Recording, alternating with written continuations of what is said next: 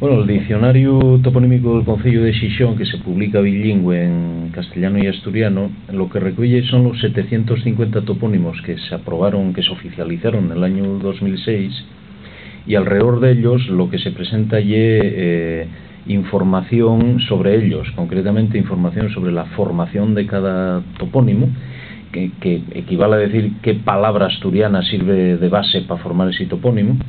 Dase información sobre la etimología y discusiones que hay alrededor de la etimología, cuando les hay.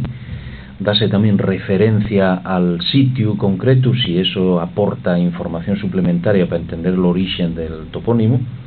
Dase documentación histórica, medieval y más moderno, sobre cómo está constatado ese topónimo y formes anteriores que a esa, y otras observaciones sobre la denominación. En muchos casos la información que se ofrece puede ser novedosa, y en la mayor parte de los casos simplemente lo que se hace es ordenar un poco y emitir hipótesis propias también sobre etimologías de topónimos de Xixón.